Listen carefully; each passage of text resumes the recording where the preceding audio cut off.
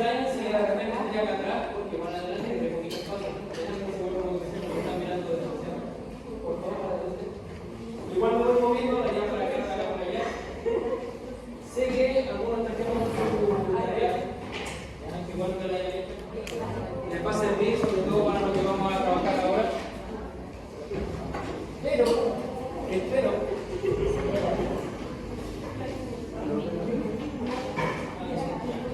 que el internet, su internet, pueda funcionar bien porque vamos a trabajar con eso. ¿Ya? Tengo yo solamente quizá internet en mi celular y no es la mejor empresa. ¿Ya? Soy kinesiólogo nomás, no me llevo para otro tipo de plan. Pero si es que vamos a hacer actividades, pueden hacer de forma individual o en pareja. Ya les voy a dar esa opción para ver si tenemos un compañero que tenga una buena conexión al lugar. Lamentablemente todavía no tenemos una red del campus. Eso va a empezar recién de la próxima semana.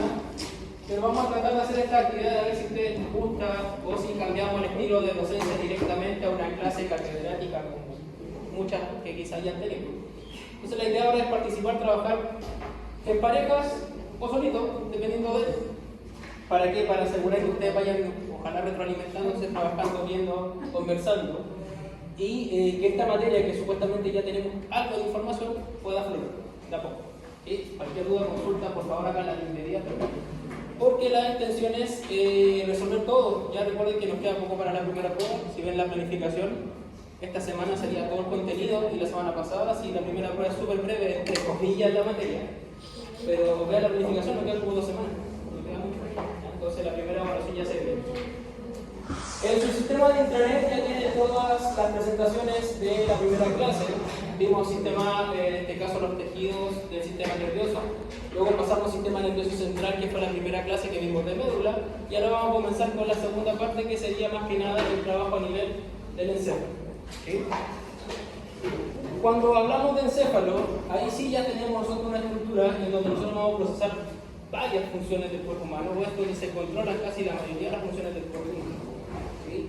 Y es donde me permite reaccionar ante estímulos, ya sea estímulos que voy regulando de a poco, o estímulos que son sorpresivos, ¿okay? Al momento de reaccionar. Dado esta pequeña introducción de qué es lo que es este encéfalo en formato bastante general, les voy a pedir ahora que la pareja o la persona individual escanee el siguiente código. ¿Okay? Que vamos a hacer algo trabajo con este amiguito que no lo veo como un enemigo, hay que saber usarlo, hay que tenerlo en consideración. Les voy a pedir su nombre, coloquen su nombre. Si están en parejas, coloquen ahí una función que se pueda entender quiénes son. Porque, chicos, son varias preguntas durante la clase. Y esas preguntas, por favor, esas preguntas van acumulando puntaje. Y ese puntaje final te va a dar una lista. ¿Ya? Él o los que tengan quizás más puntaje van a tener una bonificación al final de la clase. ¿Okay? Todo esto pensando en nuestra primera evaluación. Bien. Todavía no está abierta la aplicación, solamente quiero que ustedes ingresen. Coloquen su nombre con sus nombres. Ahí tienen que ver cómo van a jugar entre los 3 o 2 que supuestamente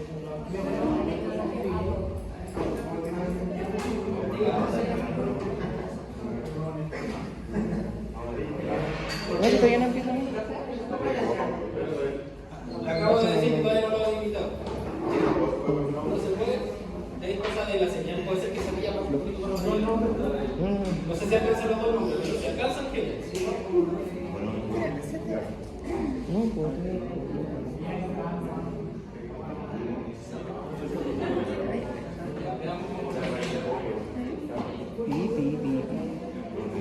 Ya, bueno, ya se todo me cuenta.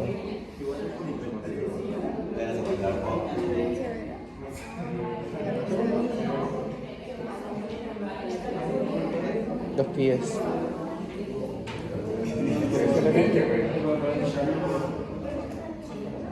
¿Profe? ¿Aprecio eso? ¿Profe, mire? ¿Aprecio eso?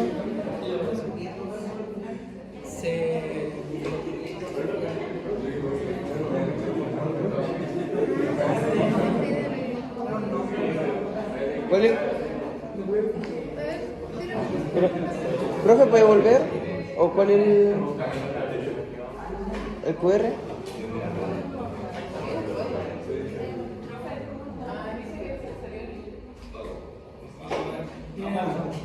Vamos a tener que ver cómo funciona esto porque estoy tratando de aplicar de a poquito todo esto. Ayer funcionó bastante bien. Ya no sé qué está pasando. Ayer era el igual era. ¿Verdad, profe? Entonces, ¿cuánto dejo? 1, 2, 3, 4, 5. Dejamos algo bastante salomónico. Como parece que el toque que está dejando ahora, lamentablemente son 5, vamos a tener que formar 5 grupos. Agrúpense en 5 grandes grupos, por favor. Alrededor de algunos de estos compañeros que ya están conectados, no sé si se van a salir o van a Ahí se salió uno. Lamentablemente la limitación es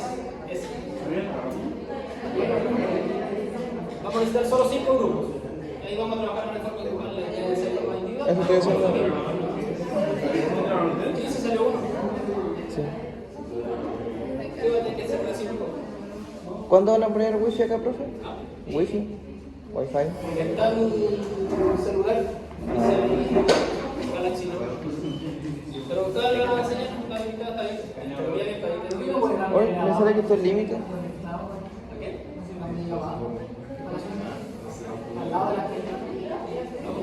Ya, ¿cómo nos llamamos? Ya, Floja.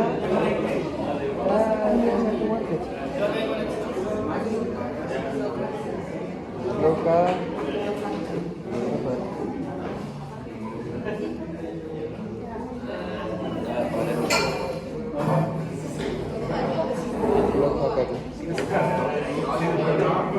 Anoche, ¿cómo lo tuvieron?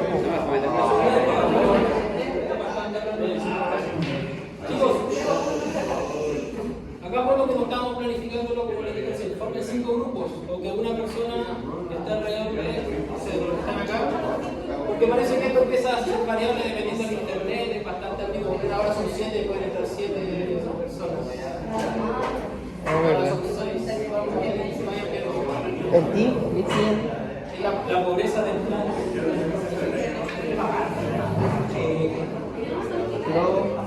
Ahora creo que eso es publicidad.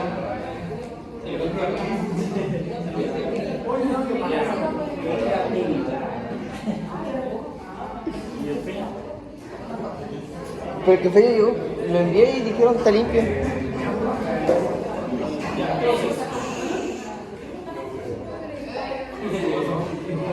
Leo, ¿quieres venir con nosotros? Chicos, traten los que quizás no pueden ingresar. Nuevamente, por favor, gobiernes ese que están como traten de formar grupos para que puedan saber quiénes son los que están trabajando.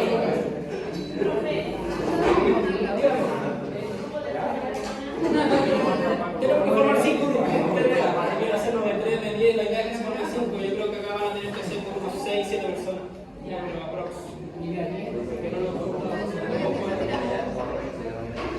Sí, yo creo que unas 6, 7 personas. Así que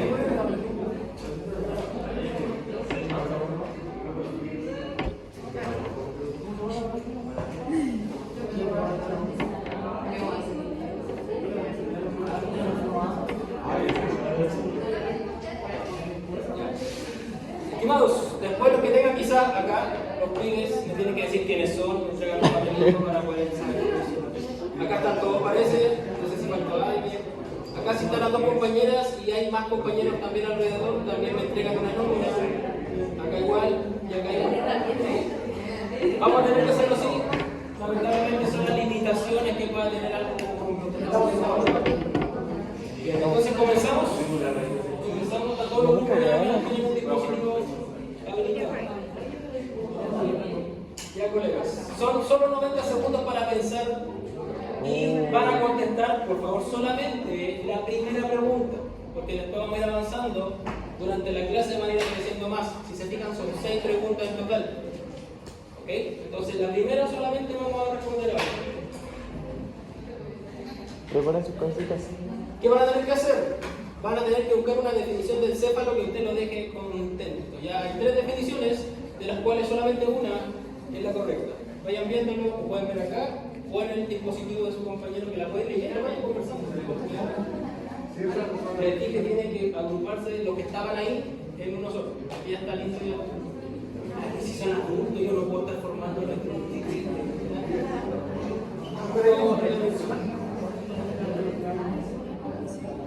¿Cuál? No hay problema acá. Fernando está la tiene ahí.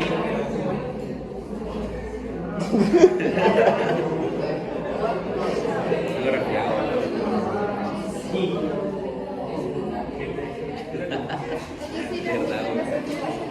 Yo digo que es la primera. Ustedes cojan. ¿Lo cogen ustedes?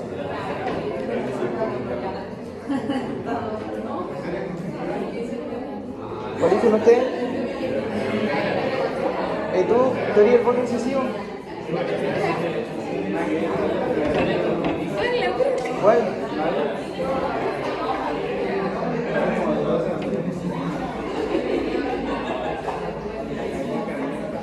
¿El Leo? ¿Qué dice usted? ¿Cuál dice usted? ¿La tercera? ¿O dice que la tercera? Era la tercera. Los grupos que están más o menos formados, que por favor los que no pudieron, agréguense a algunos de los grupos para que todos puedan participar. ¿Alguno de ustedes me puede decir por qué esta era correcta y estas dos quizás tenían algo que le llamó la atención o fue así como ya un tercio o 33% de posibilidades? ¿Quién se la jugó? ¿Quién apretó el botón? Porque ya uno tuvo que apretar el botón y decir que fue esa. Comunismo. ¿Qué pasó?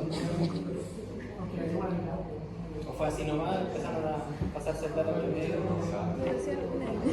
Si revisamos las definiciones, acá habla de que el encéfalo es parte del sistema nervioso central, alojada en la cavidad craneal compuesta de estructuras que recorren las funciones cognitivas de movimiento, si no mal recuerdo la definición, que sería como bastante general, que estaría bien dentro de lo que sería el encéfalo. Estas dos, si bien no están mal del todo, pero hay detalles que sí o sí es importante dejar claro. Dice, el encéfalo es una estructura neural compleja, puede ser, que actúa como un centro de integración. Ya, esa integración lo tenemos que dejar claro. ¿Ya? Hay unas zonas que van a integrar funciones y otras que van a controlar funciones. En este caso, el encéfalo va a controlar e integrar algunas funciones. No solamente eso, ¿ya? Es como prueba así súper quisquillosa, pero es para que entiendan cómo vamos a trabajar en relación a esta estructura. Y el encéfalo es una región superior del sistema nervioso que coordina actividad corporal a través de circuitos neuronales. Y si no mal recuerdo, tenía otra definición que hablaba de solamente a nivel de reflejos medulares. No es así, sino que tiene un control directo sobre muchas de las funciones. Y es lo que vamos a dejar claro hoy día. Bien, entonces, a medida que vayamos avanzando, los 5 grupos van a tener que ir respondiendo bastantes preguntas. ¿Sí? Y espero que estén preparados, pueden conversar, acercarse. Recuerden que vamos a tratar de hacer esto más que cátedra, un taller casi de neurología, sobre todo esta primera clase. ¿Ya? Entonces, ya teniendo claro una definición de qué es lo que es el encéfalo, podemos ver sus divisiones. Este encéfalo que va a controlar funciones corporales, cognitivas, funcionales, motoras, que a nosotros nos interesa bastante, se va a dividir en 3 grandes, por así decirlo, divisiones, que vamos a tener el cerebro superior o el prosencéfalo, ¿sí? El cerebro medio o el mesencéfalo y el romboencéfalo o tallo cerebral. Midbrain tiene muchísimos nombres, ¿sí? Pero si se fijan, estas son las tres vesículas que se formaban a partir de estas tercera semana que hablamos la semana anterior. Y cada una de ellas, el romboencéfalo, el mesencéfalo y el prosencéfalo, va a tener estructura a su cargo. Pero ¿qué vamos a hacer ahora? Por favor, vamos a ver si pueden ustedes recordar cuáles son las funciones de cada una de estas divisiones en sí. Vamos a tratar de saber qué función tiene el romboencéfalo, el mesencéfalo y en este caso el prosencéfalo lo vamos a subdividir en el telencéfalo y en el diencéfalo. Esas 4, vayan pensando ustedes cuál es su gran función, porque vamos a ir luego a la segunda pregunta. Vamos atentos al celular para que puedan observar ahí. Diablo. Sí, lo sabemos.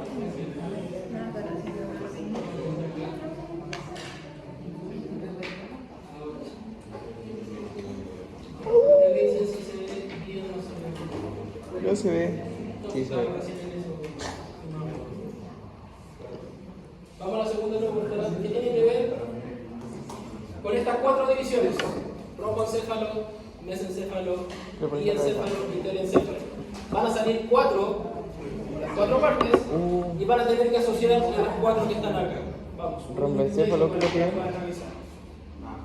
Si lo quieren hacer a manito, si lamentablemente que no pudieron, háganlo ustedes a manito, que igual es cierto.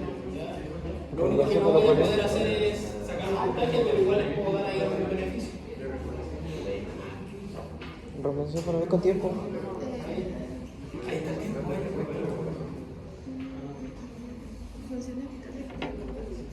Muchas de estas preguntas. ¿Cuál dice que? Estudiándole la mitad a la pregunta. La primera. Para que los tengan ahí, saquen información, vayan revisando. ¿Funciona? ¿Cuál sería lo que usted recuerda? Es una mesa. Es lo que Es un teléfono. ¿Qué les pasa? Igual aquí está un poco penita. Un teléfono. Un pensamiento. Un recuerdo, vayan revisando. A ver. Listo. Comunismo.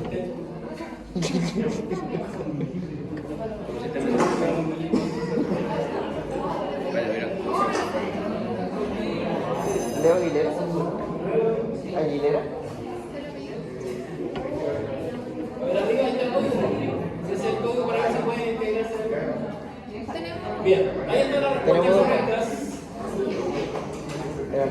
Romboencéfalo, como el cerebro más inferior, por así decirlo, en su ubicación, o el cerebro inferior, tiene funciones bastante puntuales, en cuales vamos a destacar funciones vitales y reflejos básicos, que los vamos a observar después con detalle. Luego lo seguiría en orden, de abajo hacia arriba, el mesencéfalo, que también se conoce como cerebro medio, va a tener una función igual importante, que es control de reflejo y regulación del estado de alerta, que es lo que usted está ahora aquí en este momento activando.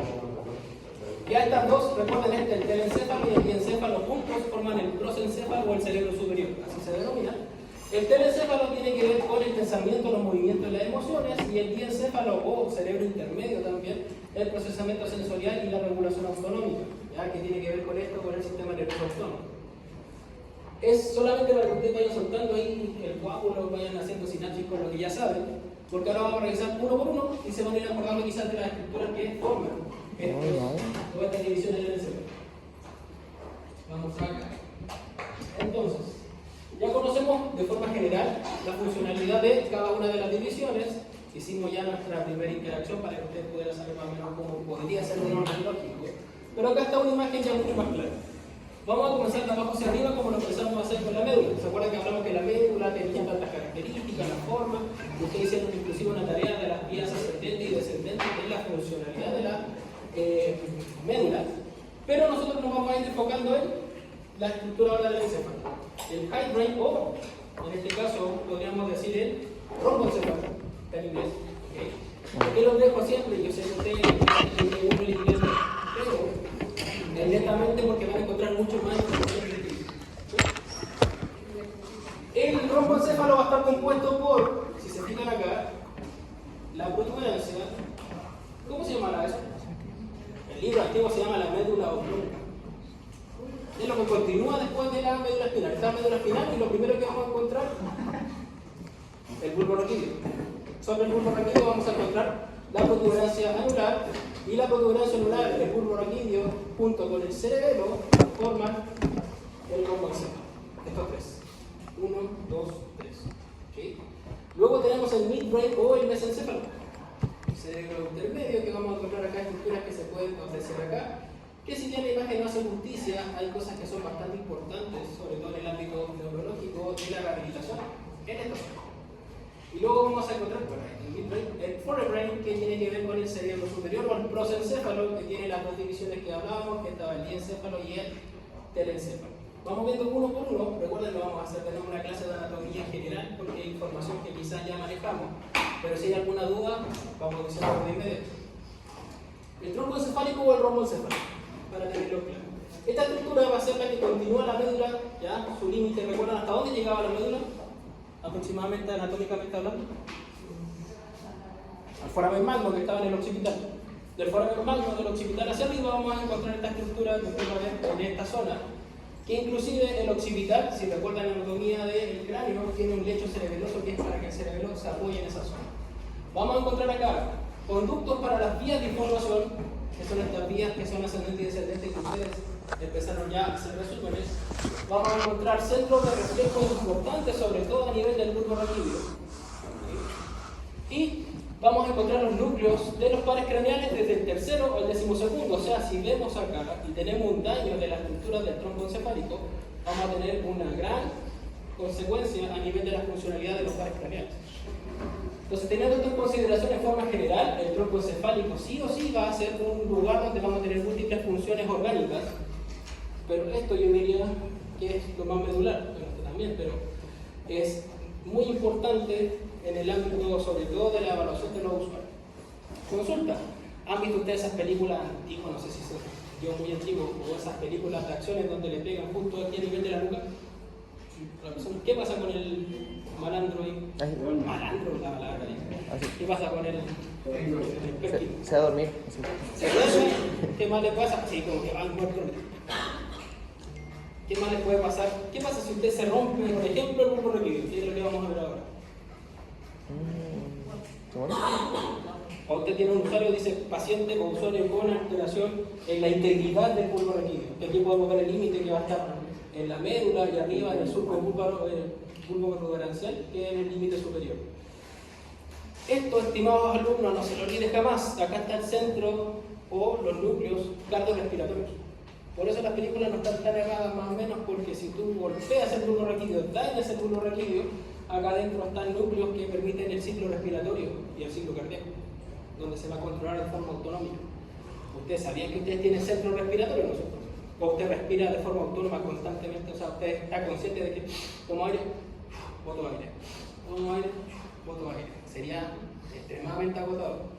En esta zona, justo acá, vamos a tener donde van a estar las pirámides, la deposición piramidal y olivas, que son estas protuberancias que usted ve acá atrás, que son parte del bulbo raquídeo.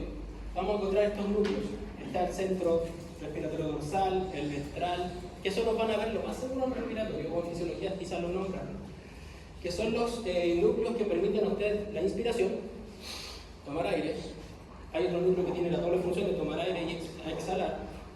Y está un centro que ojalá ustedes no lo hayan ocupado mucho, pero está el apnéutico, que son otros que le estoy dando datos solamente. Que ojalá no le haya pasado, pero ustedes yo creo que han llorado así, pero mal, llorar, pero con lágrimas, ya así, pero el maquillaje, tanto el que sea mal. ¿Qué pasa con la respiración cuando una persona está llorando, pero así descontroladamente? Está llenada, pero abre, bota y después. ¿O qué pasa con el llanto y la respiración? Ustedes son seres que no lloran. A las novelas de repente tratan de... Y como es ahogo intermedio, hay un centro nervioso para eso, ¿ya? Para que usted no muera de pena, sino que el ciclo respiratorio continúe, ¿ya? Todo eso tiene que ver con esta pequeña estructura de solo 3 centímetros, ¿sí? Por lo tanto, es importantísimo recordar que el bulbo raquídeo va a tener relación directa con la respiración, el ciclo cardíaco, más con el ciclo respiratorio que con el cardíaco. Cualquier daño va a generar una lesión en esa zona, ¿sí? Estas dos protuberancias que usted ve acá, las pirámides, y esa decusación tiene que ver más que nada con cómo se organiza la información. Por eso tenemos esa forma en el bulbo raquídeo. Por acá la información del encéfalo baja, y en esta zona, justo donde vean que no hay un surco, es donde la información cruza hacia el lado contrario. Yo creo que han escuchado muchas veces que el lado derecho de su cerebro funciona y controla el lado izquierdo. Es acá donde se cruza la información, ¿sí? Por eso también son relevantes. La protuberancia, esta estructura que usted ve acá arriba, ¿ve? Ahí está el bulbo raquídeo, y sobre la protuberancia, por el surco, vamos a tener acá una protuberancia bastante llamativa, que también se llama puente de Barovio, si no mal recuerdo con nombres más antiguos todavía.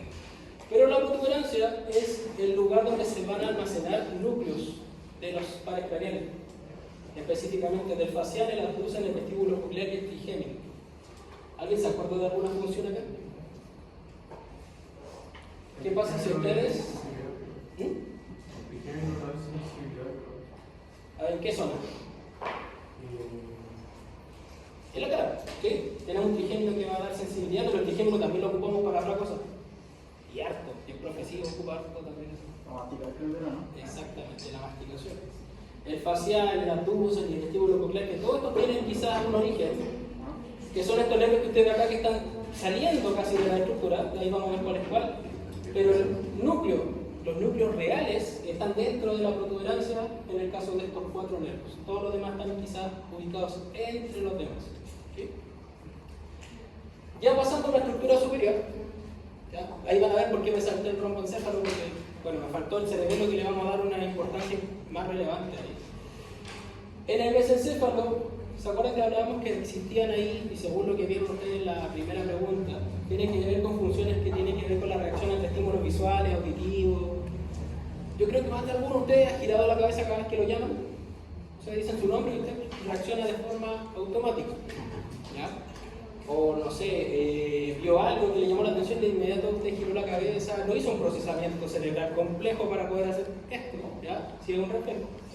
El mesencéfalo, estimados, la función que tiene, aparte de estos centros de la emoción, de la vigilia, etc., y de estar alerta a estímulos visuales y auditivos, va a ser la comunicación entre el romboencéfalo y el prosencéfalo.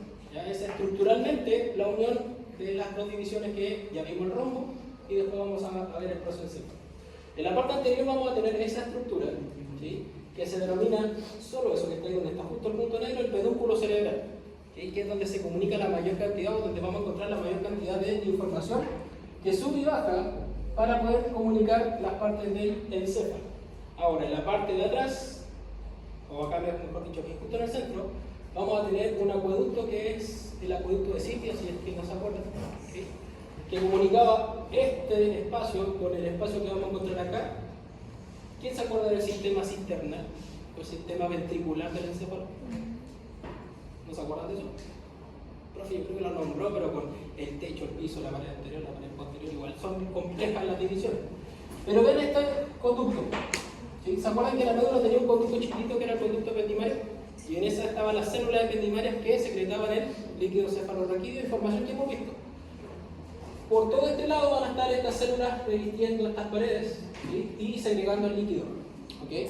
Ese líquido va a estar circulando constantemente por todo este sistema que se llama sistema ventricular o cisternal. Ventricular, para que se acuerden que está el primer y segundo ventrículo, el tercer ventrículo y el cuarto ventrículo. ¿Sí? El cuarto ventrículo, o este espacio que está acá, es parte del romboencéfalo y se comunica con el tercero, que es el espacio que está acá, a través de este acueducto, que yo sé que el profe lo enseña como acueducto de Silvio, pero los nombres se están sacando, se denomina acueducto mesencefálico, para acordarse que está en el mesencefálico. ¿Sí? Y hacia atrás vamos a tener una estructura que esta sí es importante. ¿Ves? La salté. Eso de atrás, la lámina tectal o la lámina posterior, que va a tener estos 4 colículos, ¿sí? Que se ven esas proyecciones ahí arriba. Es ahí, en estos 4, los 2 superiores y los 2 inferiores, donde está la función de responder ante estímulos visuales y auditivos. Es una reacción más que un procesamiento cortical, porque ustedes cuando lo llaman, usted no procesa la información de, oye, ¿quién me está llamando? Voy a responder a ese llamado, gira la cabeza, ¿ya? Y sobre todo si es que hay más personas alrededor que se llamen como usted, todos reaccionan no sé, están ustedes en algún lado y dicen, oye, y usted de puro sapo quiere mirar, eso es una reacción. ¿Okay? Usted no quiere procesar la información para detener si sabe quién me está hablando. Entonces todo esto es a nivel de un sistema motor y sistema nervioso un poquito más primitivo, ¿vale? Pero los colículos, tanto los superiores como los inferiores, tienen que ver con esta función de reacción a estímulos visuales y auditivos. ¿Sí? Por eso la importancia del mesencéfalo como estructura. Y ya llegando acá, a esta integración de la información sensorial y motora, les voy a dejar solamente una diapositiva adicional que bueno, la agregué hace poco, que tiene que ver con este núcleo que ustedes acá. ¿Me llama la atención ahí?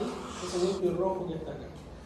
Los que hicieron la tarea y se dieron cuenta que existía esta vía nerviosa que era la rubroespinal. La rubroespinal tiene una función bien particular que permite facilita ciertos movimientos, que es los movimientos más primitivos. ¿Vale? ¿Por qué se los nombro? Porque cuando uno tiene problemas a nivel central, cuando el encéfalo o el cerebro en sí tiene daños o se lastima o cualquier cosa, estos núcleos empiezan a tomar la funcionalidad, ¿ok? Y ese sistema que usted va a ver del núcleo rojo y de varios más, se denomina un sistema extrapiramidal, que es un sistema nervioso motor muy primitivo, que hace que las personas, en vez de estar en extensión, se vayan a la flexión. Y usted ha visto quizá una persona con un accidente vascular, no están así, están acá. ¿Sí? Los bebés cuando nacen en extensión. ¿Usted cuando duerme en extensión?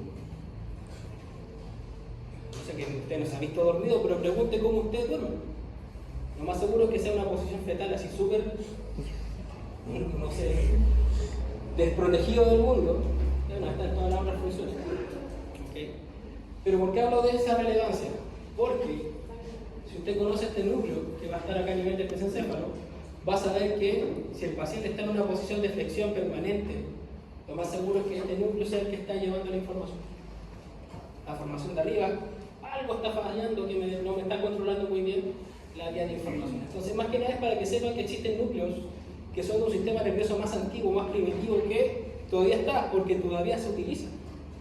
Insisto, ustedes cuando duermen y están en una posición, pero así, muertos, lo más seguro es que estén en alguna flexión. Porque digan que no creo que te lleguen a la casa y te hoy tu mamá te está grabando y está durmiendo en extensión. No es natural. Eso, inclusive la extensión generalizada es patológica. Y así se van dando cuenta que hay varias cosas que tiene que empezar usted a manejar si le gusta esta área. Pero el mesencéfalo yo me voy a quedar con esa gran función, y ya lo habíamos visto, la regulación de la etapa de alerta, los reflejos auditivos visuales, y yo le doy una vuelta a esto de acá abajo. Esto que le estoy nombrando, del núcleo rojo y la participación de sobre todo acá, a los que les gusta el control motor, o el área musculoesquelética, sí o sí lo tienen que empezar a dominar después. Lo que acabo de hablar al final, chicos, es de posgrado. Es cuando ustedes conversemos después con un café, en un congreso, esa información ya así como más fina. Pero es para que se den cuenta que el kinesiólogo no solamente sabe mover por mover. El kinesiólogo no solamente va a sacar pollitos, como he escuchado por ahí. El kinesiólogo de cualquier área se tiene que especializar a tal nivel que sabe con qué está trabajando, por qué está trabajando y cómo lo está haciendo. ¿Sí? Todo lo que hablé, capítulo 5 del SNEL, espero que ya estén sacando el libro, estén leyendo los capítulos porque ya se están acumulando. Ya no estamos hablando de... Yo creo que hay como con 5 capítulos más, lo más seguro. ¿Ya? Pero es para que los vayan leyendo. No quiero que se memoricen los libros del SNEL porque para eso está el libro, si es el libro de consulta. Es para que ustedes vayan sacando información y si tienen dudas, me preguntan respecto a lo que estamos hablando. ¿Bien? Ahora, después de revisar el romboencéfalo y el mesencéfalo, nos queda dando vueltas uno todavía, que es este de acá, el cerebelo estimado. Lo separé porque es súper subestimado. ¿Qué es lo que hace el cerebelo para su día a día? Si yo le saco el cerebelo o le inhibo el cerebelo, ¿en qué le perjudica? A eso vamos a llegar ahora. Este amiguito que se encuentra en el lecho cerebeloso, en la parte posterior de la zona occipital, va a tener una forma bastante particular, van a ser dos lóbulos unidos por una estructura central. ¿Sí? Este cerebelo se le denomina el cerebro primitivo también. Era casi nuestra primera forma de movimiento. Refleja, no tenía mucho procesamiento, pero en la actualidad se ha complejizado tanto la interacción del cerebro con el cerebelo que es fundamental para todo lo que usted haga desde el punto de vista motor. ¿Por qué? Porque va a favorecer el control postural. Esta postura que usted tiene ahora, de estar sentado correctamente, en los isquios y no en el sacro, ¿ya? Va a hacer que ustedes se mantengan en esa postura. Ustedes cuando están caminando mantienen cierta postura. O ustedes van todo el rato pensando voy a contraer los romboides, los elevadores de la escápula, voy a estar activando quizás el dorsal ancho para mantenerme erguido. Si hiciéramos eso constantemente y pensándolo, usted aquí no alcanza a llegar al líder y ya está en el piso, por un gasto energético exacerbadamente alto. ¿Qué es lo que hace el cerebelo? Va a facilitar este control de la musculatura extensora y flexora y la va a generar de tal manera que va a controlar también los movimientos voluntarios, la coordinación y el timing muscular. ¿Quién se controla primero? ¿Quién se contrae después? ¿Quién va a hacer que el movimiento sea más fluido? Etcétera. ¿Sí? Por ejemplo, yo para tomar el celular de este compañero acá, es un movimiento fluido. ¿Okay? Pero hay personas que lamentablemente con un daño cerebral no pueden hacer este ajuste y tienen complicaciones motrices en poder controlar el movimiento.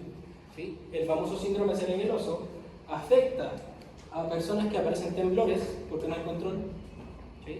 Aparece también alteración del equilibrio, a la coordinación, se pasan cayendo porque no tenemos una estructura que sí o sí controle eso. Un tip para que se acuerde de la función del cerebelo, acuérdese del amigo que es medio carretero, ¿ya? El amigo que se lanza así, pero todos los días, ¿ya? Y que usted lo ve caminando mal, temblando, ¿sí? Que pierde la coordinación, es porque el cerebelo se dividió, por tanto, ¿ok? Por lo tanto, el control postural, el control de los movimientos y cómo se van a contraer los músculos en el tiempo, por eso hablamos de timing, es función del cerebelo. El cerebro manda la señal, oye, contrae, pero el que controla todo eso, que sea un movimiento fluido, es mi amigo acá. ¿Sí? Y lamentablemente he visto muchas personas, niños sobre todo, que han tenido las lesiones en el cerebelo o inhibiciones de crecimiento y lamentablemente pierden toda esta potencialidad y hay que volver a tratar de hacerlo. La anatomía del cerebelo, si se explican, ¿se acuerdan de esto? Ahí está la dermis, el lóbulo, los principales, por abajo están la amígdala cerebelosa, ¿ya? Que nótese, acá abajito, bueno, no se ve, acá abajito, bueno, no se ve muy bien por ahí, ¿ya? La amígdala como estructura es del cerebelo.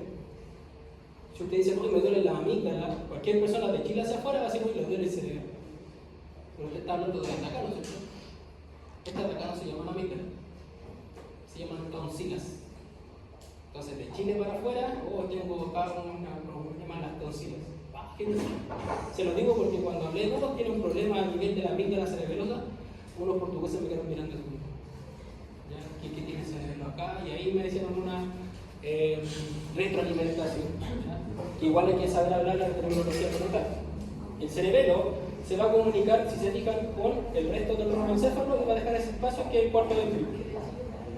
La distribución del cerebelo es bastante particular. La sustancia blanca está en el centro y la sustancia gris está en la periferia. ¿Okay? Muy parecido quizás a lo que vamos a ver más arriba, pero se forma esta estructura que en anatomía le denominan el árbol de la vida, que está todas estas ramificaciones de la sustancia y de la corteza.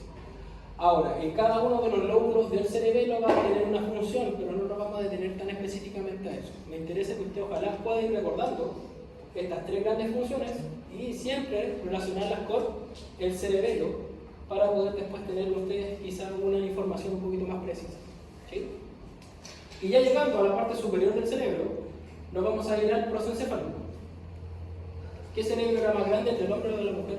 ¿Quién se acuerda de ese dato? El hombre. Estructuralmente hablando el del hombre, pero funcionalmente yo creo que el de la mujer está mucho mejor adaptado. El prosencéfalo, como estructura, va a tener el diencéfalo, que es la parte central, y el telencéfalo, que son los hemisferios cerebrales, como para los que ustedes quieran ir recordando eso. ¿Sí? Luego vamos a ir viendo que cada uno, en el diencéfalo, va a tener hartas funcionalidades, sobre todo en esta zona, hartas estructuras que ojalá ustedes se vayan acordando cuál es. La primera, vamos a ver que es una estructura simétrica, que van a ser solamente una estructura para ambos hemisferios. Y la primera es esa de arriba, ¿cómo se llamaba eso? El cuerpo calloso. ¿Sí? ¿Función del cuerpo calloso? Porque estaba esta estructura que tenía un pico, rodilla, cuerpo y cola. Extremo, zona más lindo. Ángulo, cuerpo y espleen. El cuerpo calloso lo que hace es comunicar ambos hemisferios. Tenemos que tener una estructura que permita la comunicación interhemisférica. Luego, eso de ahí, ¿alguien se acuerda? Casi. Ese de ahí. Este es el séptimo, o el septo, ¿ya? Que va a ser acá un tabique que va a separar un ventrículo del otro, que es parte del sistema cisternar. Y el trígono fornix es el que sigue acá. ¿Alguien sabe lo que hacía el fornix o el trígono? Pocas preguntas así como para que como no van a saber si también son estructuras que uno no maneja mucho, porque lamentablemente no sé por qué no nos enseñan el sistema nervioso límbico. ¿Han escuchado el sistema nervioso límbico? No. Pues yo creo que sí han escuchado que nosotros tenemos un sistema nervioso emocional. El sistema nervioso límbico, ¿ya? Nosotros trabajamos mucho con las emociones como futuros profesionales de ustedes y como los que vamos a ir trabajando con niños. Y tenemos que ver cómo se interactúan. El trígono y todas las estructuras que van a ver después, ojalá puedan buscar un poquito más no me da el tiempo, pero del sistema límbico, se van a dando cuenta que ahí están los centros de la saciedad, de la libido. ¿Saben lo que es la libido? No, en serio. El niño con síndrome de Down hay que tener cuidado porque está con la libido. Por ahí arriba que el deseo sexual. Entonces todo ese trabajo tenemos que ir viéndolo desde el punto de vista neurológico. ¿Sí? Por lo tanto, ahí va a quedar ahí dando vueltas que ojalá pueda dar una miradita al sistema nervioso límbico. Luego vamos a tener esta gran estructura central, que es el tálamo, por una pequeña estructura central que es la adhesión intertalámica, que va a unir los dos núcleos del tálamo. Y abajo vamos a tener el hipotálamo. ¿Sí? ¿Alguien me puede decir qué hace el tálamo y qué hace el hipotálamo? Solamente con la función general de lo que se acuerdan. Hay algunos que el profe Hugo parece en el laboratorio, tienen el tálamo del año X, ya que es una cosa roja con azul y con amarillo. Y tiene varios núcleos y todo. Chicos, ¿por qué es importante esta zona? El tálamo va a ser el que va a organizar las sensaciones. Todas las sensaciones que van a subir por el sistema nervioso van a subir por estas vías ascendentes que usted ya vio que la espina talámica llevaba tal funcionalidad, la fascículo gracílico uniforme tenía otra funcionalidad, la espina cerebrosa tenía otra, pero cada una de ellas va a subir desde la médula y tiene que llegar a la corteza, porque si no llega a la corteza esa información no se procesa. ¿Ya? ¿Quién va a organizar toda esa información? Va a ser el tálamo.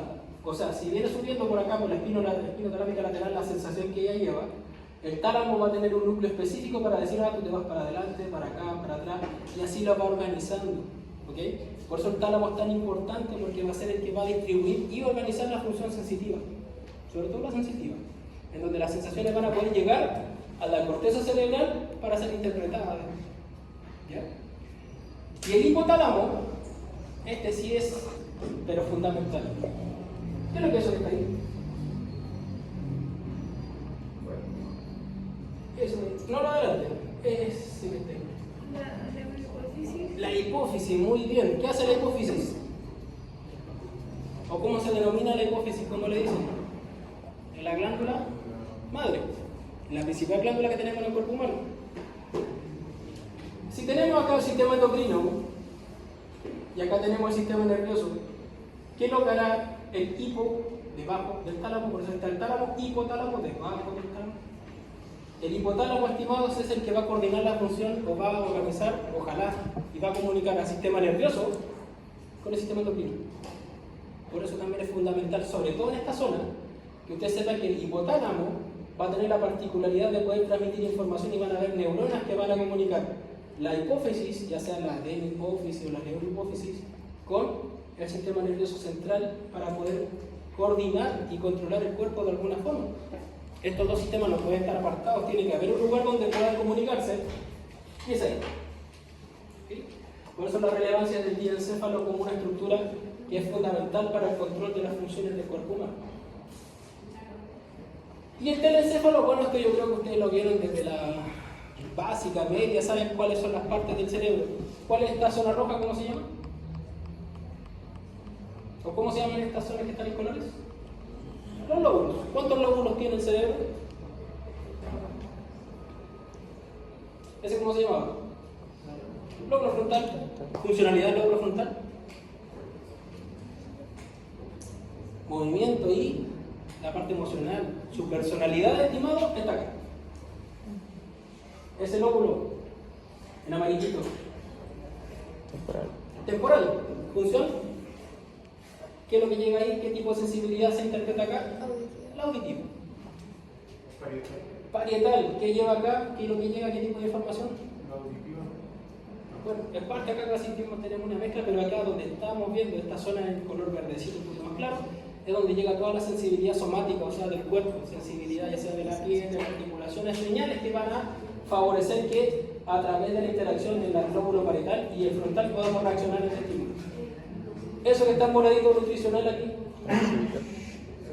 el occipital, función en su corteza interpretar los estímulos visuales. ¿Hay algún otro más? Hay más. Está el lóbulo de la ínsula, el lóbulo del cuerpo calloso, etc. ¿Ya? Pero quiero que ustedes vayan ya haciendo esto parte de su día a día. Pero más que nada reconocer estructuras que son fundamentales. ¿Cómo se llama eso? Esa de acá. Surco, cisura. ¿Pero cómo se llama eso? Rolando, simio, pero tienen que aprenderse la más central, lateral, porque los nombres ya. ¿Cuál es la gran función de estas cisuras, estimados? ¿Por qué tenemos el cerebro replegado? O sea, la primera pregunta de la cosa. ¿Qué está ahí? En las rollitas. Si nuestro cerebro fuera liso, plano, usted tendría así una cabeza. ¿Ya? O sea, la cantidad de información que tiene el cerebro para el contenido no sería muy simétrico si esto no se plegara sobre sí mismo. Entonces el cuerpo, ¿qué es lo que hace? Es generar estas circunvoluciones que son estas estructuras que van a formar el tejido nervioso de la corteza, pero se va a replegar sobre sí mismo. ¿Para qué? Para tener mayor cantidad de territorio en un espacio más pequeño. ¿Sí? Y así empiezan a aparecer estas cisuras, la calcarina, etc. Pero me interesa que ustedes reconozcan la central, la lateral. ¿Por qué? Porque acá vamos a tener una división de la zona frontal, que es la parte motora, con la parte sensitiva, somática, por así decirlo. Pero ¿por qué quiero que ustedes acá, sobre todo en esta zona, vean la relación? Aquí van a estar las zonas de la activación motora, F4, F6, que son los lugares donde vamos a tener la acción, en donde uno reacciona ante cualquier estímulo. Pero vamos también a tener acá, en paralelo, la zona sensitiva. ¿Por qué vemos esta interacción? Porque el cuerpo, ¿cómo reacciona? Ante una sensación, tenemos una respuesta. Por eso están tan cerca estas estructuras. ¿Sí? Y además acá vamos a tener otro tipo de información que ahí quizás vamos a empezar a trabajar. Como les he dicho, el cerebro como tal va a ser el que tiene mayor cantidad de espacio o va a ocupar más que el espacio del encéfalo. Tenemos las circunvoluciones en los surcos. Si a ustedes les gusta esto, las áreas específicas del cerebro se denominaron áreas de Brodmann, que tienen un número. Está la 7, la 6, la 44, la 22. ¿Ya? Si a usted le gusta el mapa cerebral y saber dónde está todo su procesamiento cerebral, busque las áreas de Brodmann y ahí va a quedar un poquito más erudito respecto a eso. Cada lóbulo va a tener una delimitación que es por los surcos, pero cada uno va a tener acá una función específica que es la que hablamos recién. Frontal, parietal, occipital, temporal, como los más macros, pero hay algunos más dando vuelta. Para poder complementar todo eso, capítulos 6, 7 y 8 de la corteza ahí, también es importante que lo puedan revisar, todo del mismo libro que es NEM. ¿Sí? Profe, pero son ya como 7, 8 capítulos y cada capítulo son como 4 hojitas nomás, tampoco hay una Biblia entera. Todos juntos, un día antes de la prueba, obviamente va a ser mucha información, pero si van leyendo de a poco, se dosifica. Acá ya me fui, yo sé, pido perdón, pero es todo lo que hablamos recién. Recuerden que esto es un repaso de lo que ustedes van más o menos a conocer. ¿Sí? ¿Dudas hasta acá? No, falta. Este es el repaso del sistema nervioso central, falta el periférico y falta la neurofisiología. Si no hay dudas, volvamos al jueguito para que puedan soltarse un poco. Pero el jueguito entre comillas, o este quiz, va a ser para las personas que hicieron la tarea de la médula. ¿Ya? Si tienen la tarea de la médula, sáquenla porque les va a servir. ¿Ya? ¿Le hiciste cata? De la vía ascendente y descendente. Es un premio para los que le hicieron.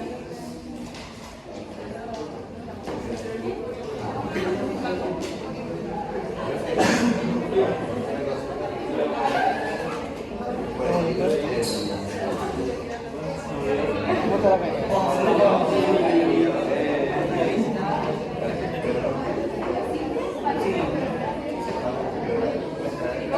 Si tienen un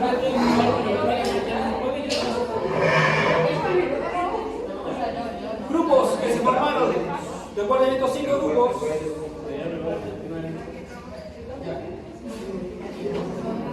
La primera pregunta.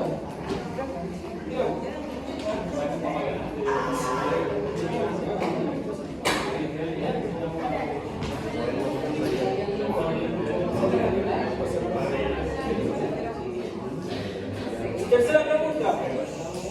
Esta pregunta apunta a las vías ascendentes. ¿Qué van a tener que hacer? Relacionar la vía con la función. Vamos, rápidamente. En un minuto y medio. Sí, tac.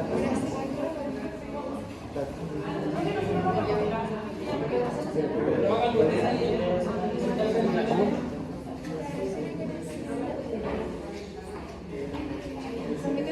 ¿No pudieron entrar de nuevo?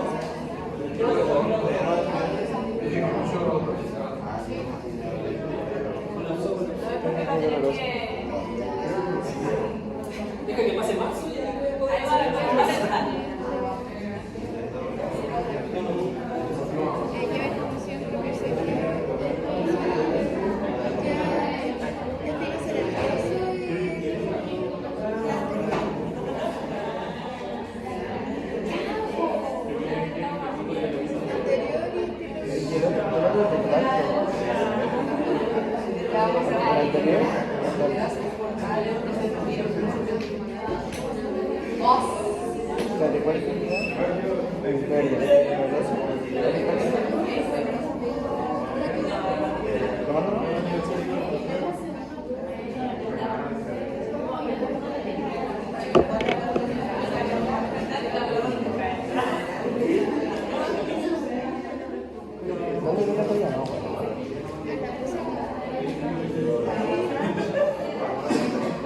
Bien. Ahora, chicos, cuando ustedes empiecen a procesar ya todo esto de las vías ascendentes, va a tener que sí o sí ir relacionando cómo esto va funcionando, porque los estímulos que usted va a entregar como kinesiólogo, ya sea el famoso masaje, el medio de los agentes físicos, fisioterapia, las movilizaciones que usted va a hacer, ya sea quiroprácticamente, como usted quiera, todo lo que usted le va a entregar al paciente va a viajar como información por estas vías. Si usted sabe hacia dónde está apuntando, el tratamiento va a tener un sustento fisiológico. Pero si usted está haciendo ventosas, que son esas cosas que se quedan ahí, porque hay otro kine que las hizo y usted se lo pone a poner la ventosa porque se ve más bonito, no tiene ningún respaldo, ¿ya? A nivel quizás fisiológico. Por eso es importante que todos los tratamientos que usted haga tengan un fundamento. Por el fascículo gracilo cuneiforme, que también se llama cordón blanco posterior o lemnisco medial, vamos a tener una información que se transmite a través de la propiocepción, o sea, todo lo que es propiocepción consciente sube a través del fascículo gracílico cuneiforme. Por eso tiene tanto espacio ahí, porque recuerden que usted manda señales conscientes constantemente. Su pie que está en dorsiflexión, su rodilla que está flexionada, su cadera que está flexionada, está mandando información a través de esta vía, pero también que está mandando señales, el glúteo que está estirado y cuádriceps que también está estirado. O sea, esto es constante. Toda esa información de propiocepción que está mandando a nivel consciente, que usted, entre comillas consciente, ¿ya? Porque usted está mandándola de forma directa, va a ser por esta vía. Si usted estimula la vía espinotalámica anterior, va a ser la vía por donde circula la información del tacto, ¿ya? El famoso masajito que hace el kinesiólogo, lo que hacemos es estimular la vía, en este caso espinotalámica anterior, para que junto con la espina talámica lateral podamos tener una fuente de información que suba, ojalá con la mejor calidad. La diferencia de la espina talámica lateral con la anterior es que la lateral va a llevar información térmica y dolorosa, ¿sí? Está la sensibilidad superficial y la profunda, que la vamos a ver con más detalle. La sensibilidad superficial viaja por la espina talámica. Y luego vamos a tener la información acá que tiene que ver con la espinocerebelosa, que si su nombre ya empieza a tener ya relación del cerebelo y todo lo que hemos visto, va a ser información propioceptiva pero de forma inconsciente. O sea, toda la musculatura postural, etc., viaja la información por esa vía. ¿Sí? Por lo tanto, ustedes como kinesiólogos no crean que esto es para ahora y se les va a olvidar. Esto es para hoy y para siempre. Ojalá que esto no se le olvide de aquí a jamás. Porque un kinesiólogo que no sepa la información que va a subir o que va a entregar y la respuesta que va a recibir está un poquito desenfocado. Siguiente pregunta, vamos a pasarlo de inmediato, pero en las vías descendentes ahora. Me van a decir cuál es la función de las vías que bajan. ¿Sí? Recuerden que de acá yo estoy sacando un montón de material para la prueba. Lo pueden anotar, ver, etc. Está la vía, no sabemos bien, pero está la córtico espinal, la albulo espinal, la vestíbulo espinal y la tecla espinal. ¿Cuál puede ser cuál?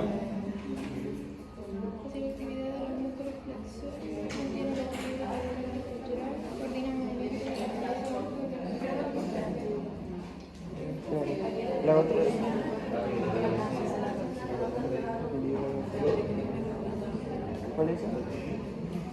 Vamos a subir un poquito para los que quieran leer.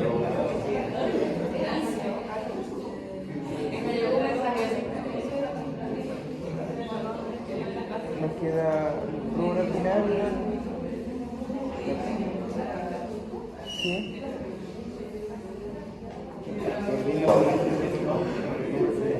No se la prioridad de la... Sí.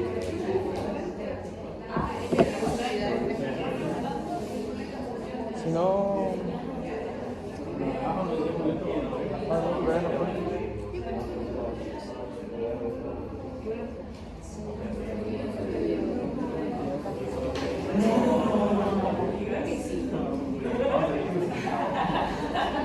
Hay cosas.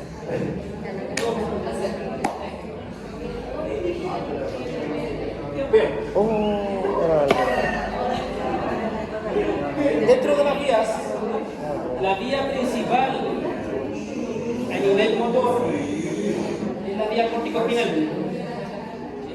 La vía córtico-espinal va a tener la córtico-espinal anterior y lateral, que va a tener función un poquito quizás de dirección, pero en sí, toda la vía córtico-espinal va a ser la que controla los movimientos voluntarios. La que está haciendo que usted levante su teléfono y grabe esa respuesta es la vía córtico-espinal. La que está haciendo que usted se acomode y extienda su columna porque está muy pesado ya el cuerpo es la vía córtico-espinal. Cuando usted maneja o hace cualquier función voluntaria, estamos trabajando con esa vía de información. Ese sistema se llama sistema piramidal por el tipo de células que tiene. Se llama sistema piramidal o vía córtico-espinal, por si acaso. Luego vamos a tener la rubro espinal. Rubro, recuerden, núcleo rojo, el que acabamos de ver que está en el mesencéfalo. Esto de acá, estimados, es una vía motora nuevamente, pero más primitiva. Vamos a ver que dice, facilita la actividad de los músculos flexores y suprima la extensión. O sea, ¿qué es lo que hizo el ser humano para evolucionar? Es extenderse.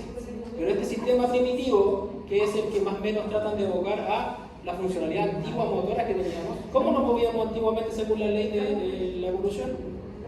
4 apoyos. Y era más flexión que extensión. Por eso tenemos ese sistema. ¿Ya? Este es un sistema adicional que si falla el primero, tenemos el segundo. Con este no es funcional. El paciente queda en flexión. Vestíbulo espinal. Zona vestibular, oído, equilibrio. ¿Sí?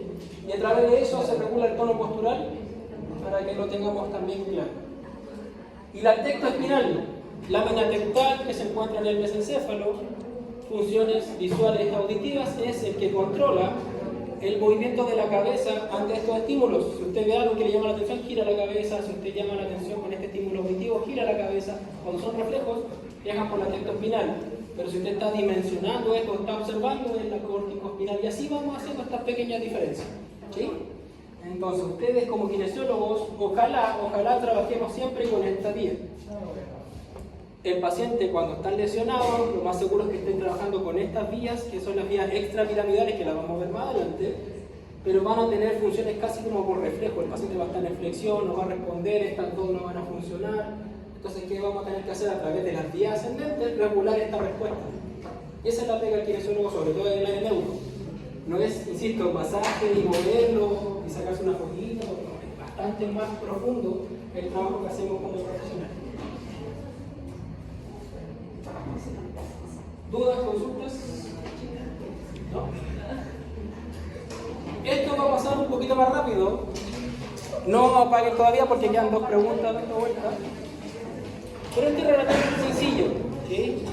El sistema nervioso periférico va a ser el que va a permitir que tengamos comunicación a través de raíces nerviosas, ¿okay?, de todo el cuerpo hacia el sistema nervioso central y del sistema nervioso central hacia todo el cuerpo. Es sencillo de poder darlo como definición. Si usted se fija, acá vamos a tener un sistema nervioso que va a comunicar a los órganos, ¿okay?, al cerebro, a estructuras fundamentales que tienen que ver con el corazón, o actividades involuntarias que usted no está controlando en este momento, como son el ritmo cardíaco, el ritmo respiratorio. ¿Vale? El sistema nervioso central organiza, controla. El sistema nervioso periférico dirige las señales a donde corresponda, pero hay una división que es el sistema nervioso periférico autónomo, que va a tener cierta importancia, sobre todo para ver cómo reaccionan los usuarios. Si vemos acá, vamos a tener un circuito medular. Ustedes se acuerdan que la vía anterior es la motora, la vía posterior es la sensitiva, con esa sigla que su compañero ya se la aprendió. Pero todo esto es sistema nervioso periférico, esto sigue siendo central y vamos a tener información que va subiendo e información que va bajando dependiendo de lo que queramos hacer. Y así vamos a comunicar con musculatura, con órganos o a través de otras estructuras, por ejemplo acá la glándula suprarrenal, vamos a comunicar quizás con el sistema nervioso y el sistema endocrino, vamos a tener también una comunicación directa. Por lo tanto, el sistema nervioso periférico lo que va a hacer es permitir esta transmisión de información, tanto de ida como de vuelta. Ahora, vamos a ver, nosotros nos interesa este de acá, los pares craneales y los nervios raquídeos. ¿Falta alguno más? Nervios que salen de la médula, que llegan a la médula, ¿estarán todos? Los nervios vegetativos, ¿ya? Que son parte del sistema nervioso autónomo, ¿vale? Por lo tanto, lo que usted va a tener que manejar van a ser quizás estos dos. Este de acá es quizás un poquito menos lo que vamos a estudiar, pero igual las reacciones son importantes que las conozcamos. Pero vamos a comenzar a nombrar los nervios que son de los pares craneales, que son estos 12 pares. Los nervios raquídeos, que son 31 pares, que se van a organizar, si ustedes acá por colores, pero acá son plexos, la organización. Y eso lo vamos a hacer a través de pequeñas actividades, ¿sí? La primera, de nuevo, quiero ver cómo está esa información de los pares craneales. Me van a ordenar la pregunta que sale,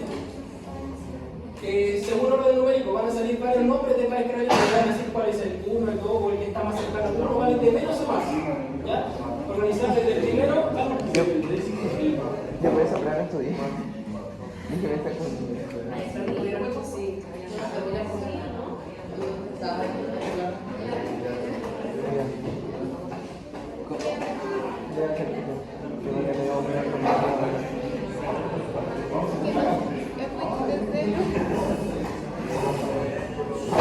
Vamos a ordenar los pares craneales. Acá hay 6, no están los 12, son solamente 6. Y ordenenlos cuál es el primero, cuál está primero, cuál está después, cuál es su número, si se van acordando cuáles son. Les recomiendo los que quizás no están conectados, escríbanlo porque... El olfato es primero.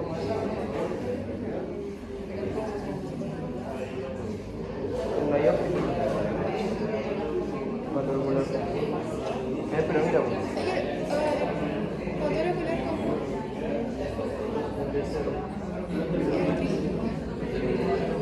común. No hay que poner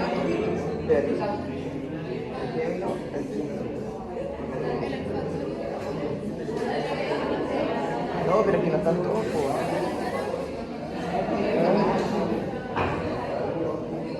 El primero, tienes que mantenerlo apretado. No, si están en orden.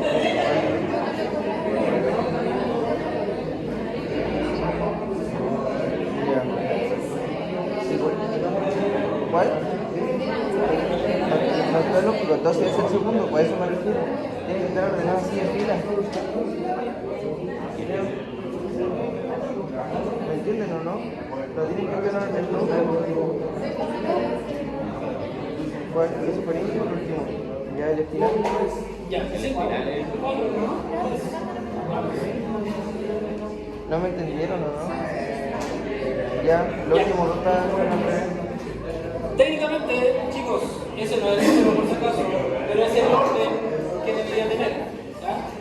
Recuerden que son 12 pares craneales: olfatorio, óptico, motor ocular común, patético, motor ocular externo, facial, auditivo, vestibular, vago, espinal y pobroso mayor o hipogloso. Por lo tanto, acá si los que empezaron a darse cuenta está el primero, el tercero, el quinto, el séptimo, el noveno, el décimo, ¿sí?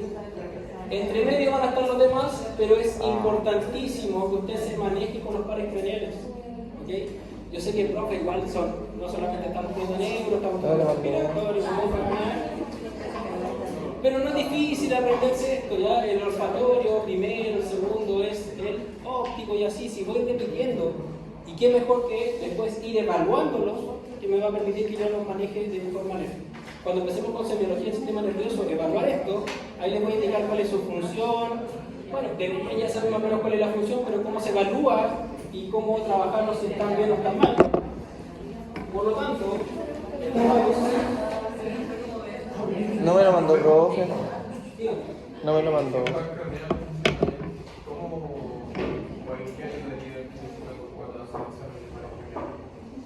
evaluación, bueno, son materias de lo que vamos a ver en semiología, pero honestamente es que el kinesiólogo quizás no va a realizar esta parte solo directamente. Pero lo que nos interesa es saber si el paciente tiene fuentes o instrumentos de poder recibir información. Entonces, si alguno de los pares craneales está afectado, es un canal de comunicación menos que tiene para poder trabajar con el usuario. Si tiene una alteración en el facial, si tiene una alteración en el óptico, ya va a ser un impedimento para la rehabilitación. Entonces, más que nada, para tú saber cómo poder trabajar con los pacientes, se van a los pares craneales. Si hay algún daño, se trabaja con el neurólogo. El que más trabajamos nosotros son con el facial. Yo creo que más de alguno ha visto la parálisis facial. Aquí están los núcleos de los 12 pares craneales. Pero esto casi nadie se lo aprende, porque casi siempre se aprende el que está acá, que es el origen aparente de los pares craneales, por donde emerge, por donde sale. Y ahí está el primero, el segundo, el tercero, el cuarto, el quinto, el sexto, el séptimo, el octavo, el noveno, el décimo primero y el 12º. ¿Sí? Así como que la idea es repasarlos de esa forma. Olfatorio, la que usted ve acá. Óptico, los que se unen en el centro. ¿Sí? ¿Cuál sería después el tercero? Fotolocular común. Patético, o el cuarto ventricular. Trigémino, que es el más grande. Después en el surco, uno protogalancial puede tener al sexto, que es el motor ocular externo. Al facial, que es el séptimo. Y al vestíbulo, el auditivo, que es el octavo. Ya después en el bulbo voy a tener al noveno, detrás de la oliva. Al décimo, que es el cabo. 11º, que es el espinal. Y delante, entre la oliva y la pirámide, voy a encontrar al 12º. ¿Sí? Esto yo creo que lo supieron ustedes con el práctico de anatomía. Igual hacían la relación o el piecito en la figura. Pero es importante que ojalá puedan aprender el origen aparente. ¿Por qué? Porque si el paciente tiene una lesión en la protuberancia, sabemos que del quinto hacia abajo quizá vamos a tener complicaciones.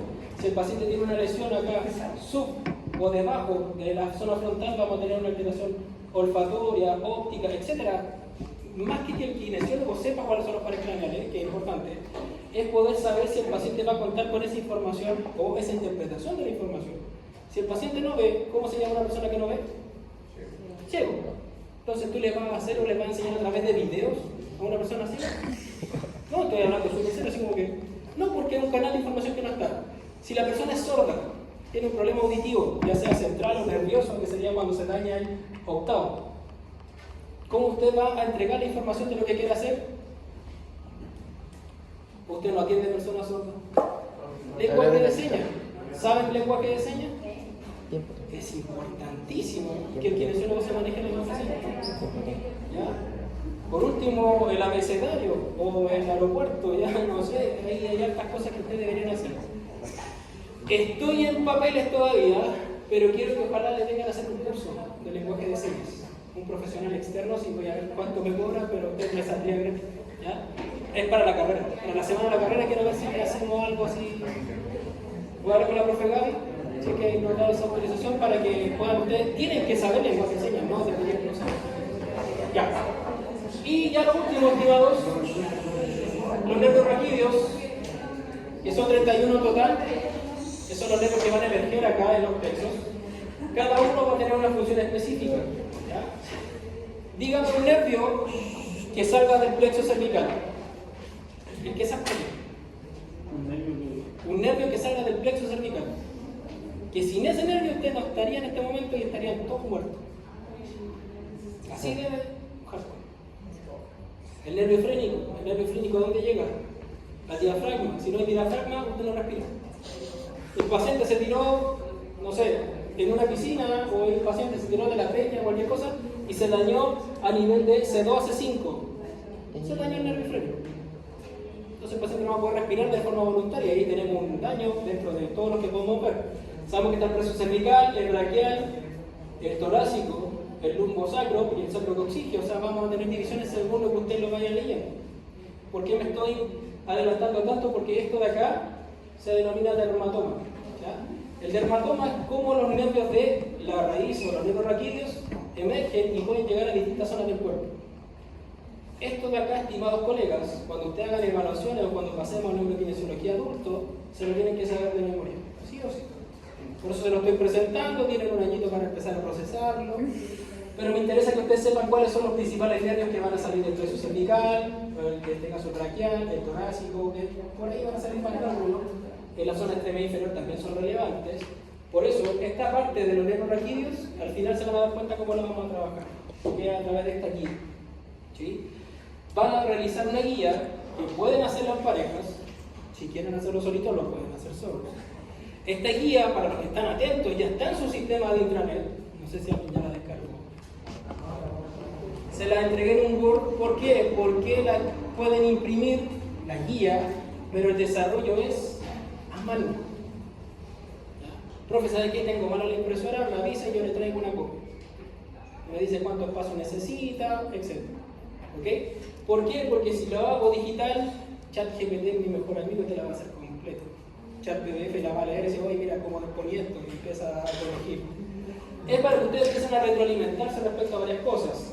Plazo máximo de entrega hasta el inicio de la prueba. O sea, usted va a llegar ese día a la prueba y me la entrega, ya. Yo recibo esa y es como casi el pase para hacer la prueba.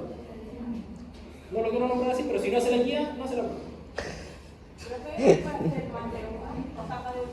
Es que son parejas a la antigua, pero el poliamor no me funciona en la guía. ¿Ya? Porque si lo hacen de a tres, uno lo imprime, el otro escribe y el otro trae la galleta. No. Y si no confía en el mundo, solito. En la planificación, yo creo que nos quedan unas 2 semanas. Esta es la planificación del sistema. Ya. Para los que lo quieran entregar antes, ¿ya? Para los que les quieran entregar antes para que salir de este terror, la pueden escanear y me la pueden mandar a mi correo. Como para cumplir rápido. ¿Ya? Pero ¿cuál es el objetivo de esta guía? No es meterle más presión, sino que obligarlos, entre comillas, a repasar todo lo que tiene que ver con el sistema nervioso periférico. Porque si les digo ahí está el capítulo, porque ya tienen como 6 capítulos, no, uno más, ya no doy más. Una guía quizás pueda ser una orientación de lo que les va a servir para más adelante. ¿Sí? Y ya en la parte final, ya sé que hemos hablado harto, pero nos queda este sistema nervioso que vamos a hablar generalidades solamente. Y aquí viene lo que usted ve acá. ¿Sí? Existe una división del sistema nervioso periférico que controla funciones que son autónomas o involuntarias. Por ejemplo, ahora, ¿qué pasa si yo les pido ahora que por favor, todos calladitos?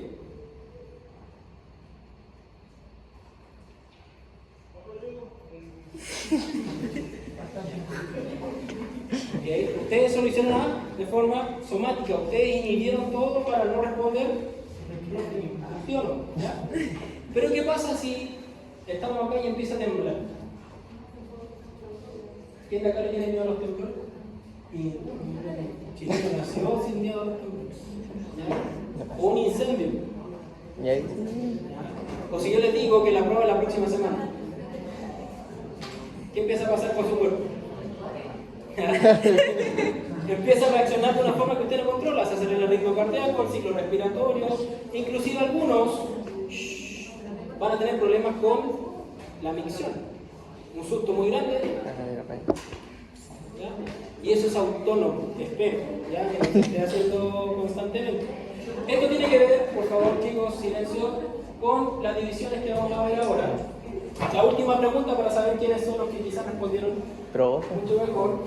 Está ya cansado. Profe, tenemos reclamo. Es por lo que está la última pregunta. Mira, profe, tenemos reclamo. Dígame cuáles son funciones del sistema nervioso simpático y parasimpático. El simpático es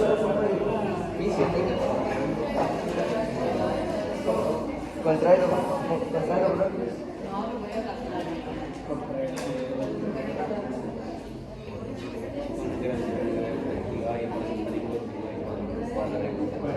Contrae los bronquios y dice que estimula la actividad del estómago. ¿Le parece fácil? Contrae la vejiga. Parasimpático. Ligera glucosa. Incrementa fuerza. Parasimpático. Trabajo parasimpático. Dilatación pupilas. Eso era parasimpático. Contrae los bronquios.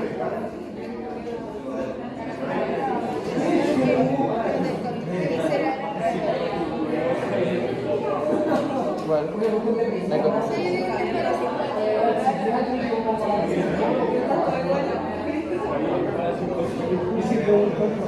Corríjalo ahí porque quedan 18 segundos.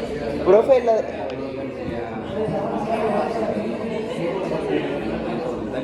Ya, vale.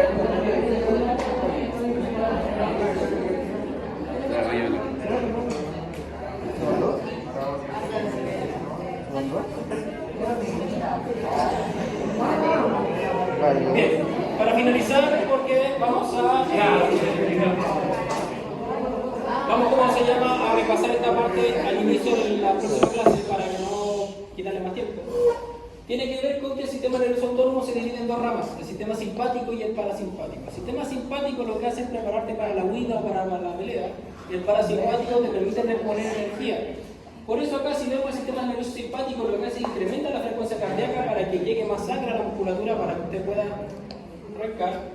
¿Por qué creen que dilata la pupila el sistema simpático? Si usted quiere arrancar, al dilatar la pupila se amplía el espectro de visión, entre comillas, o sea, permite que mayor cantidad de luz pueda llegar y usted esté atento al resto. Y libera glucosa.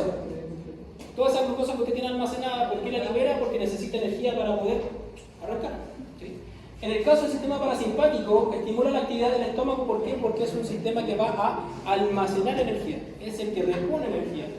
Va a contraer los bronquios, porque cuando se dilatan los bronquios para que pasen mucho más aire. Acá no, usted está tranquilo y se vuelve un bronquio normal. Entre comillas los contrae, pero se mantiene en su normalidad. Y cuando hablamos de contraer la vejiga, es cuando usted se relaja demasiado. ¿Ya? Posterior a un susto, yo sé que a algunos les puede pasar, que pasan del sistema simpático al parasimpático de inmediato. ¿Okay? Pero cuando ustedes, no creo que a su edad, pero cuando ustedes están relajados totalmente, a veces puede ser que salga la micción, ya si es muy recurrente vamos a tener que ver el motivo, son varias cosas. Pero lo que nos queda de ver del sistema nervioso periférico hacia el autónomo, lo vemos el próximo jueves, si no me equivoco. Así que ahora están en libertad para que puedan volver a la facultad, los que tengan que ir allá. Profe, tenemos una queja.